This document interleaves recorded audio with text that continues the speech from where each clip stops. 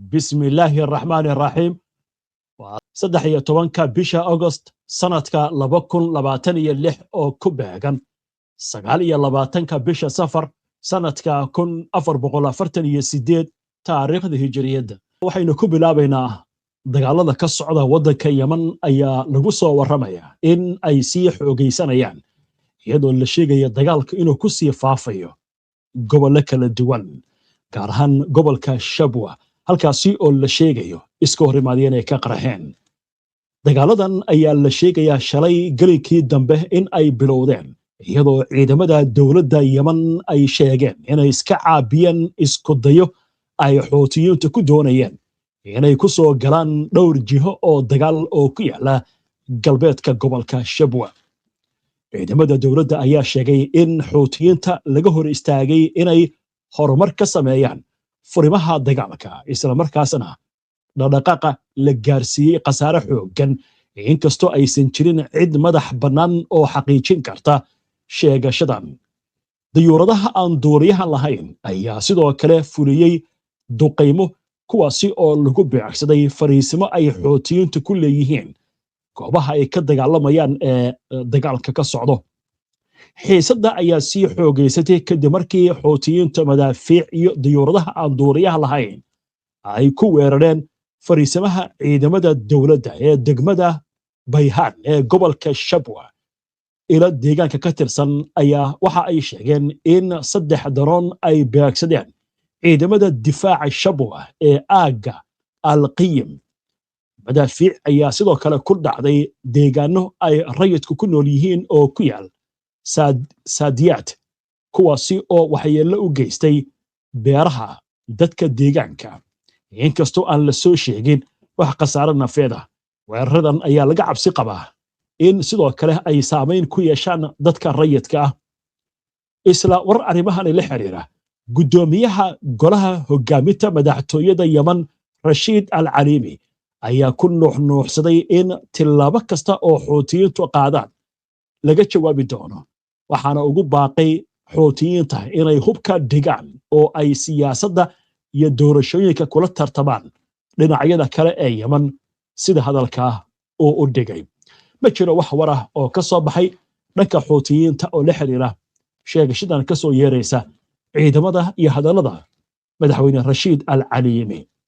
xagga Israa'iil iyo Mareykanka haddii aynu jaleecno iyo wararka ugu dambeeya waxaan gudagalaynaa Mareykanka oo si adag u cambaareynaya hadallo ka soo yeeray wasiir ka tirsan xukuumadda Israa'iil iyadoo la sheegayo in kala aragti duwanaanshaha meelaha qaarkood ee u dhaxaysa Israa'iil iyo Mareykanka ay xoogeysanayso aynu eegno wararkii ugu dambeeyay amuurahani maamulka Mareykanka ayaa dhaliilay wasiirka gaashaandhigga Israa'iil Israel Katz kadib markii uu sheegay in ciidamada Israa'iil ay sii joogi doonaan koonfurta Lebanon waaxda amuuraha dibadda ee waddanka Mareykanka ayaa sheegtay in joogitaan military oo joogto ah uusan waafaqsanayn heshiiska ay dhinacyadu gaareen isla markaasna uu halis gelinayo nabadda iyo ammaanka labada wadan Washington ayaa sheegtay inay si buuxda u taageerayso madax banaanida iyo wadajirka dhuleed ee Lebanon Katz ayaa daboolka ka qaaday in ciidanka Israa'iil ay sii joogi doonaan aaga waxa ugu yeeray ammaanka ee Lebanon Suuriya iyo Gaza Mareykanka ayaa waxay sheegayaan in heshiisku uu dhigayo in ciidamada Israa'iil si tartiib ah dib loogu raro iyadoo tilaabadaasna lagu xirayo hubka dhigista Xisbullah iyo burburinta kaabayaasheeda ciidamada Lebanon ayaa hadda la wareegaya aagagii hore ee ciidanka Israa'iil ay ka baxeen warkaasna inta aynu ku dhaafno madaxweynaha Mareykanka Donald Trump ayaa waxa ku andacoonayaa in Mareykanka gacanta uu ku hayo Marinka Hormuz inkastoo arrintaasi sida khubarada iyo warbaahintu ay sheegayso warkaasina uusan ahayn war rasmi ah Iiraan ayaa haddana arrintan ka jawaabtay Iiraan ayaa mar kale waxay ku celisay in Marinka Hormuz weli uu xiran yahay kadib markii madaxweynaha Mareykanka Donald Trump uu sheegay in Washington ay si buuxda gacanta uga hayso Mareykanka iyadoo adeegsanaysa xanibaadda ugu yeeray derbiga birta ah hay-adda iiraan u qaabilsan marinka gacanka bershiya ayaa qoraal ay ku daabacday barteeda x waxay ku sheegtay in hadallada saraakiisha maraykanka aysan waxba ka bedelayn xaqiiqda jirta waxaana ay sheegtay in marinka hormuus aan dib loo furi doonin ilaa iyo shuruudaha iiraan laga aqbalayo iiraan ayaa hay-addan bishii may u samaysay in ay maamusho maraakiibta gooshaysa marinka hormuus waaya warkaa marka laga tago saakay waxaa soo baxay war weyn askarta maraykanka ee markabkan weyn saaran oo kumaan kun gaaraysa ayaa waxaa la sheegayaa in qaarkood ay dabcan baddayna isku tuuraan macnaha maskaxda laga galay daal badanna waa jiraa haddaba aynu eegno warbixin ay qortay mid ka mid ah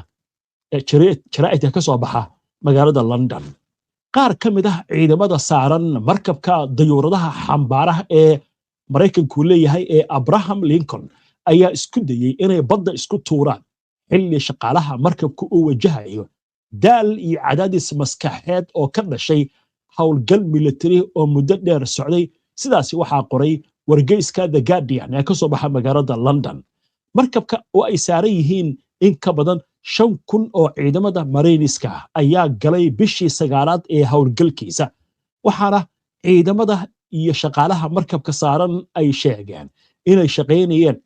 250 maalmood oo xiriir ah iyagoo oogada markabkaasina ku sugnaa hal marna dhulka uma degin taasi oo noqotay rikoor cusub oo ah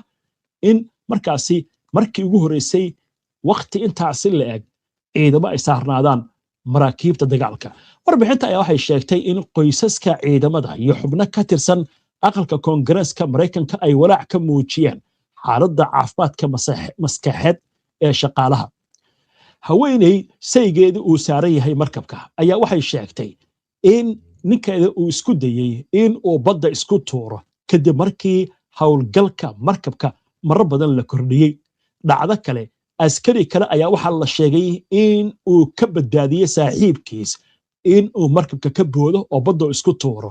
qoysaska ayaa sidoo kale waxay ka cabanayaan xaaladaha nololeed ee adag ee ay ka mid yihiin musqulaha markabka oo ciladaysan meelaha lagu qubaysto oo caaraystay mishiinada dharka lagu dhaqdo oo shaqayn waayey biyaha kulul oo yaraaday iyo cunto aan ku filnayn oo ciidamada la siinayo markabka USS Abraham Lincoln ayaa 21 November 2025 wuxuu ka baxay magaalada San Diego waxaana markii hore la qorsheeyay in uu aado dhanka badda Pacifiga laakiin markii dambe waxaa loo wareejiyay bariga dhexe sabab la xiriira dagaalka Iiraan ciidamada badda Maraykanka ayaa waxay qireen culays ka dhashay howlgallada waqtiga dheer in ay jirto laakiin waxay beeniyeen wararka sheegaya in xaaladdu ay tahay mid markaasi isku day dil gaartay waxaan intaasi ay ku dareen in markabka ay saaran yihiin khubaro caafimaad iyo la taliyaal taageeraya ciidamada gaar ahaan xagga maskaxda ka taageeraya arrintu marka waxay noqotay arrin adag waa la qabanaya baa layidhi askarta qaarkood badda inay isku tuuraan bay rabaan macnaha waxay dhibsadeenba shaqadan ay ku jiraan marka waxay leeyihin aan dhibanno badda bay isku tuurayaanba waa hagaag qodobkaasna intaas aynu kaga gudubno dhinaca kale waxaa la sheegayaa wadahadaladii Cumaan iyo Iiraan u socday in ilaa iyo hadda aysan jirin wax horumar ah oo laga sameeyey inkastoo la sheegayo heshiis inuu dhow yahay haddaba wixii warar ah ee arrimahan ay ku soo kordha barnaamijyadeena dambe ayaan idinkugu soo gudbin doonaa haddii alla idmo